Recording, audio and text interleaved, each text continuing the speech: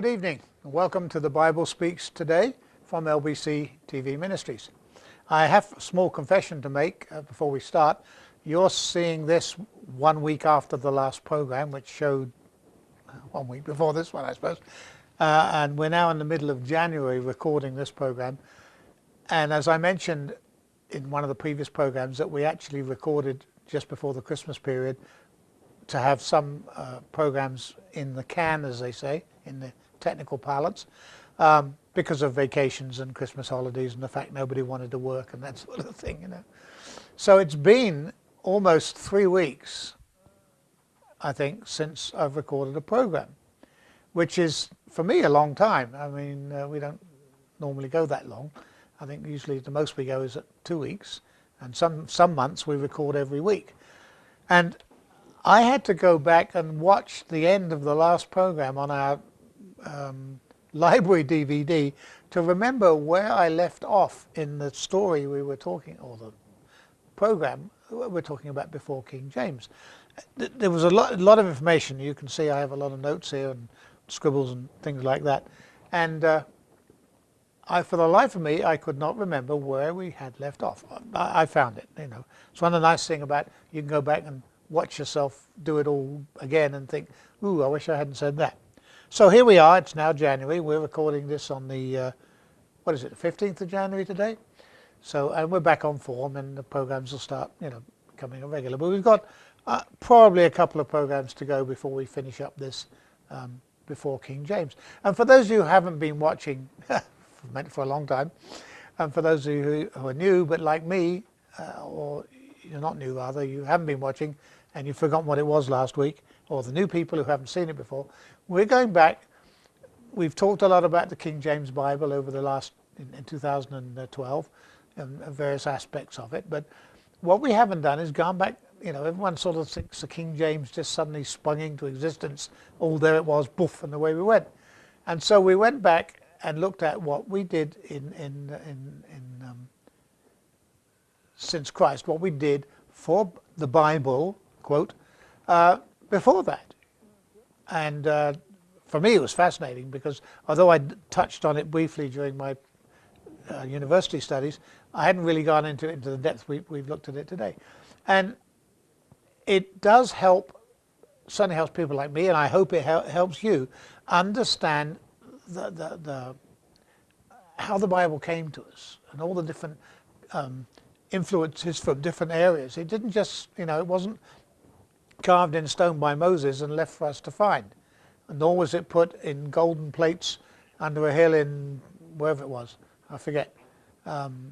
So, you know, it evolved. The Bible evolved, and I've said this in many of my programs, especially in the one some years ago where we did, you know, a whole year of who wrote the Bible. The Bible evolved from different sources, from different areas, until it is what we have today. And I'll be perfectly honest, if we have the privilege in 500 years perhaps of being able to see what it was then, we would no doubt see a lot of changes from the way it is today. It's not stagnant. The Bible's a living, growing volume. It doesn't get taken away, and it doesn't get added to, but it gets interpreted different ways. It's a fascinating book, you know, unlike any other that I know.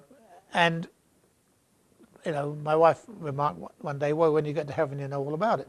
And unfortunately, you know, not that I hope I do go, I mean, I'm planning on going to heaven, but what I mean is, I don't think we'll care about it, will we? I mean, that sort of thing is beyond us. So for a scholar, it's a little frustrating to think that I'll know the answer, but I won't care about it. Well, we'll see. Well, anyway, to work, because the cameraman's getting impatient when the preamble takes too long, they get impatient here, start walking up and down. We talked last about Henry VIII of English fame, who was known because when Tyndale's Bible was published, Henry VIII wrote a treatise against it, and for that was from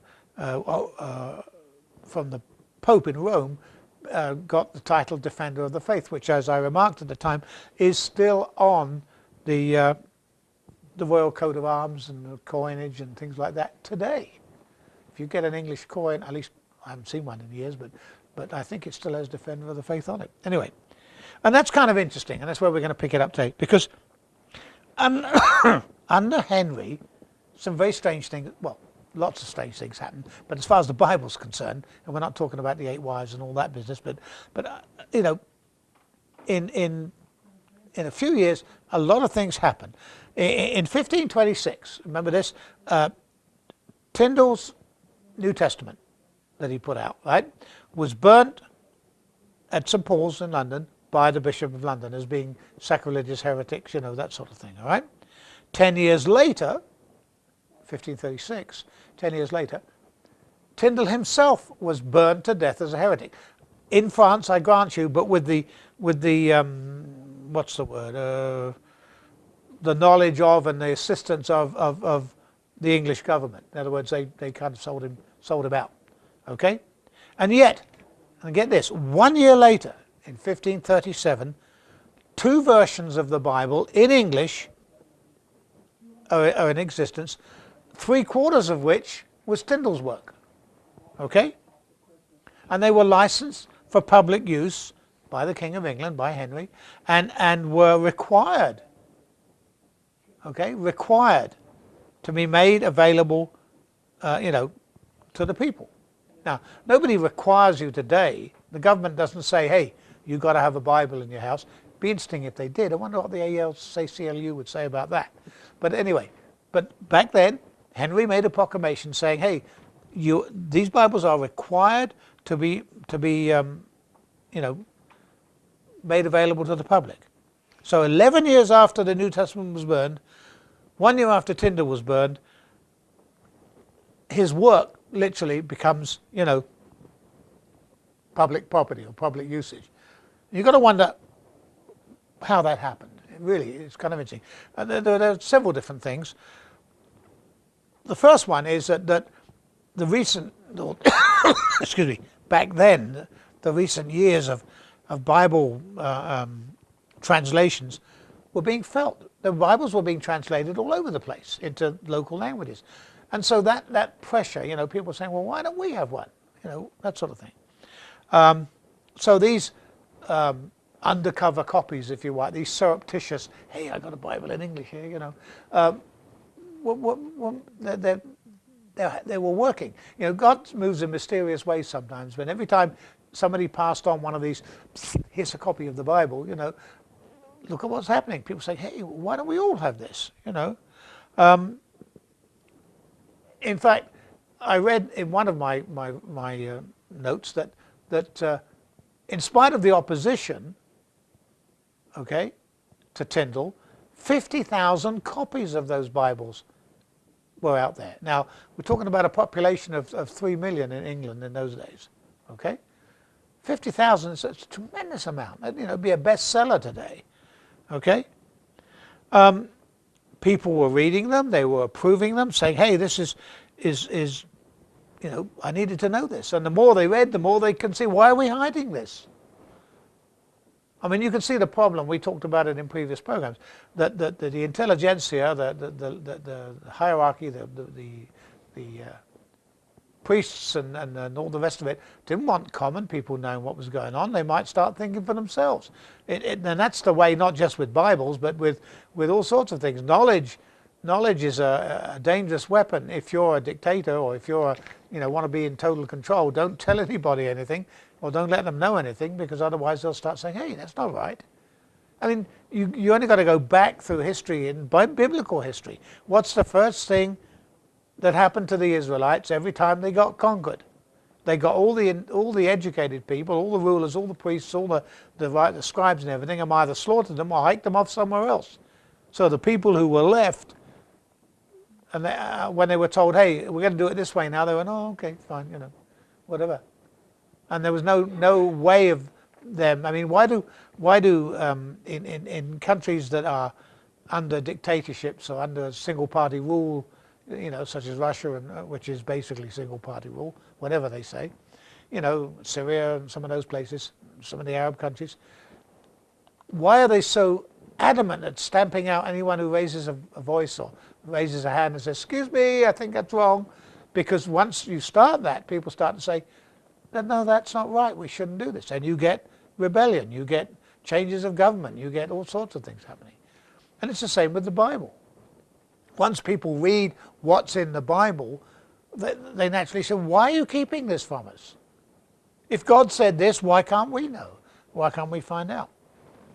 So, you know, what became the practice then is why the feeling in England, as I should say, was why wasn't it a common book and why wasn't it free? Why do you have to pay for it? And you know, at that time there was, for you Lutherans out there, there's a very strong Lutheran influence in England at that time. A lot of English teachers went to Germany. Germany was full of universities in those days. And a lot of English teachers, and they were mostly from the clergy, went to Germany to study, and they came back, of course, with you know, Luther's version of the German Bible and with Greek New Testaments. Okay, and whether you do it consciously or subconsciously, they were getting used to the free use of the Bible. You know, you didn't have to go and hide away in a special room somewhere and read it. It was out there in the university. You know, Germany being a lot less traditional than England, shall we say, okay? The second thing, I think, the big thing, was the change of attitude was that, I've got to be careful how I phrase this to not offend the Americans amongst us. Got a reaction. English people, generally, are never willingly ruled from outside, be it religiously or politically, you know, be it, you know, the Romans or the Pope or whatever. You know, there's an argument in England today, even today, whether the Church of England has always been an independent church or whether it was officially at one time part of the Roman Church. If you ask the ecclesiastical historian, they'll tell you, hey, it was a Catholic church. It was Henry VIII broke away. But you know,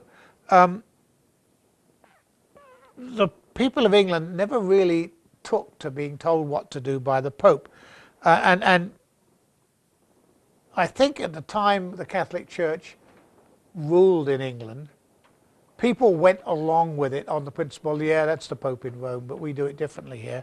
They were kind of indifferent, and in some cases, of course, a lot rebellious against it. I think they felt they had the right to think for themselves, okay? I mean, in the north, in Scotland, they were really antagonistic towards the Pope. I mean, you look at some of the strong religious efforts in Scotland if you want to read your history books. But the English in the south, from England, from the south, they kind of just ignored them. I think they just carried on. You know, priests were married in England a lot of the times. Nobody paid much attention to the ecclesiastical Roman Catholic thing. Okay, so anyway, so there's always a big contrast between England and France. French people, you know, or the French were fairly loyal to they were quite happy with an Italian or a Romanesque Pope, but you know, the English never were. I mean, even under the Romans, which is what, 400 years under the Romans, something like that, they demanded and always got usually some form of home government. Okay, even under the Romans, a lot of England was governed by local chaps, local governors and that sort of thing. And the Romans found it was easier than having a rebellion every 5 minutes. Okay, so it made that sort of attitude made a sort of good home for this Protestant spirit, which claims the right to the independent study of the sources of religion and the independent judgment regarding them. In other words, make your own mind up. Now today we think that's we do that anyway. That's what we're doing now, isn't it? But to a lot of countries that wasn't the way. Don't forget, this is not a time when there's newspapers or TV programs or just let's turn on to the Bible today and see what it says, you know. Well, you just did that, didn't you? But I mean, you know, it wasn't a time of that. And so these were the days of the great meetings, you know, the whole village or sometimes small family gatherings where the memories of the older members were called up into use. Like, what did you used to do? I mean, how did you understand it when you were a kid, you know? And where young people, you know, learned about the traditions of their country as expressed by the, you know, the events in history. And I don't think, to be honest, personally, I don't think newspapers and that sort of thing ever can take the place of that. You get more information in a meeting, I think, than you ever can in a memo. All right? If you want to know what's going on, get down with the people who are doing it, thinking it, saying it, and find out from them. Reading a report on it doesn't hack it. Didn't then, doesn't now. Okay? So there's this strong spirit, you know, the independent spirit at work in the middle class villages and among the merchants in England from that kind of, you know, we want to rule ourselves, okay? And they were basically at this time the dominant class. The middle class and the merchants and that were the people who kind of made England tick, okay? And then, of course, the final thing out of all of these three big changes that took place was Henry's, you know, about face, politically and religiously. I mean, you know, I want to quote this. Somebody said he was the most habitual bridegroom in English history. I'm sure that's not true, but the colony had an almost confirmed habit of beheading his wives or otherwise ridding themselves from them. You know, I wonder what happened to the old divorce court. But anyway, but he had many things that made him a very outstanding Englishman. He is the right of the spirit of independence, the resentment of foreign control, you know, very satisfied with being an Englishman. One of the things English are, I think, generally, is they're real satisfied with being who they are. They don't, you know, much worry about whether that's good or bad. Different, I think the love it or leave it expression probably originated in England, in my opinion, anyway. But anyway, you know, and even today, I think the Brits are still kind of, you know, satisfied with who they are. Okay? Okay, so they make changes on their own. If there are going to be changes made about the way we rule things, we're going to do it. We're not going to listen to a typical example today is the European Economic Community, you know, the EUC, the sort of, you know, states of Europe. One of the big things that's happening in England today is that they don't like the idea of some bureaucrats in Brussels telling them how they should run their country. I think they pay lip service to, in my opinion, they pay lip service to the common market, but, you know, they haven't changed their currency yet, and probably never going to. And I think the first time it gets really against them, Britain's going to be out of there faster than anything. It's a little bit like, not quite the same, but a little bit like the states in this country, where states sometimes resent federal imposition of a mandate or a thing. I imagine the Obamacare thing or one of the other things that have coming out this last couple of years. Some states feel like, you know, that's something that should be our decision, not yours. But, you know, as I say, the England were doing this. So, going back to Henry, he praised the Pope, said he was great and wonderful, and this Tyndall guy ought to be hung, drawn, and quartered. And it's an interesting thing is Sir Thomas More, you know, the man for all seasons, Thomas More. He actually urged him to change, you know, tone it down a bit. I don't think our people like this, you know, but he wouldn't.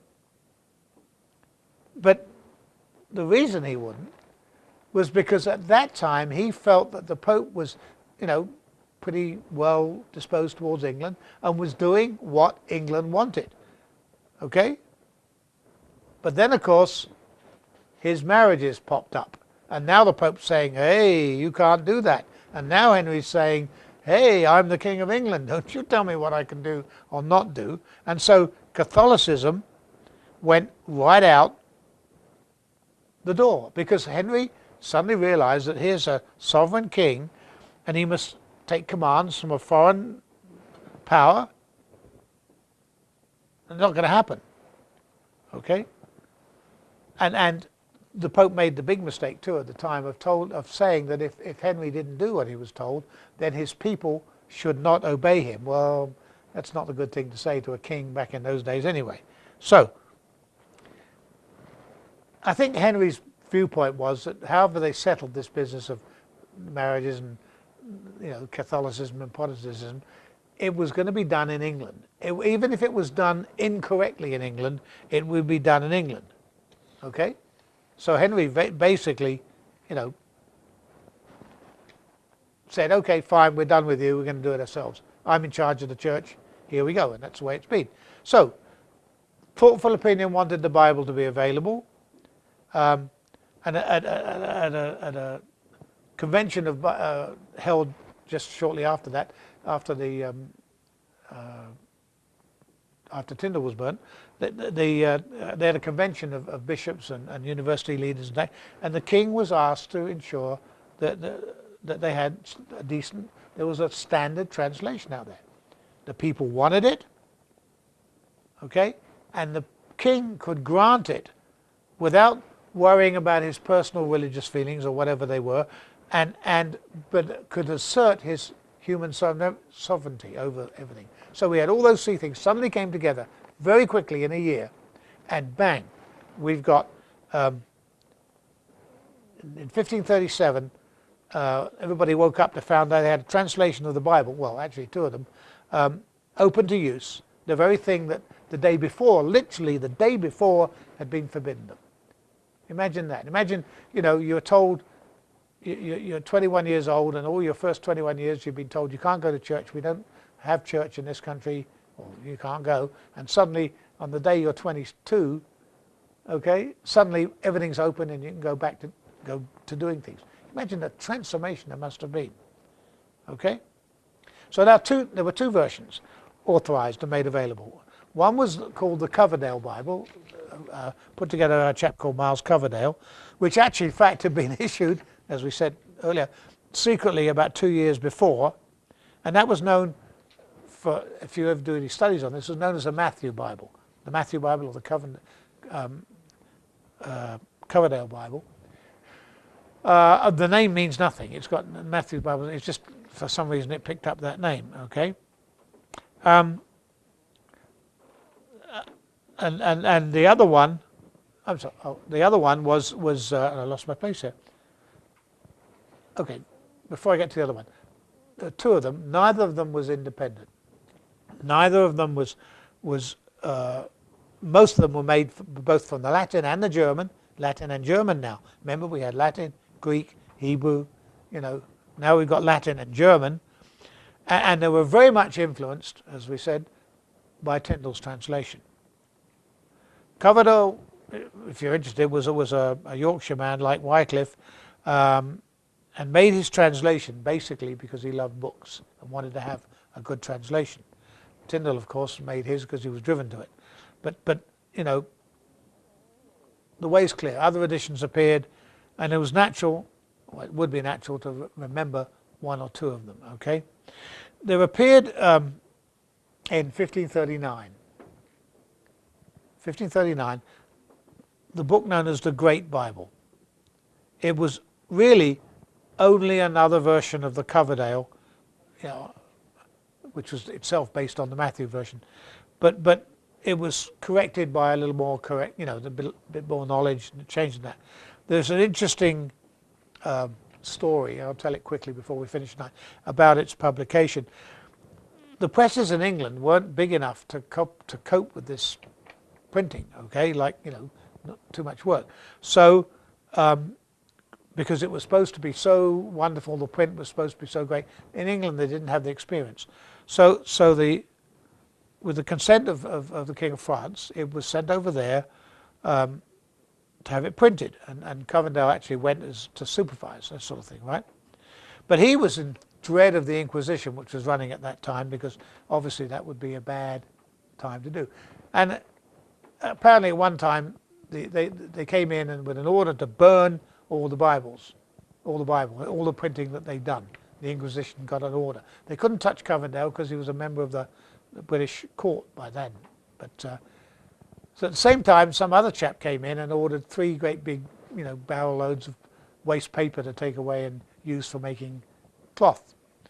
But to cut a long story short, because we're running out of time, what happened was they smuggled the Bible out of France into England as waste paper, and the waste paper got burnt by the inquisitors, and the Bible was saved. All right, but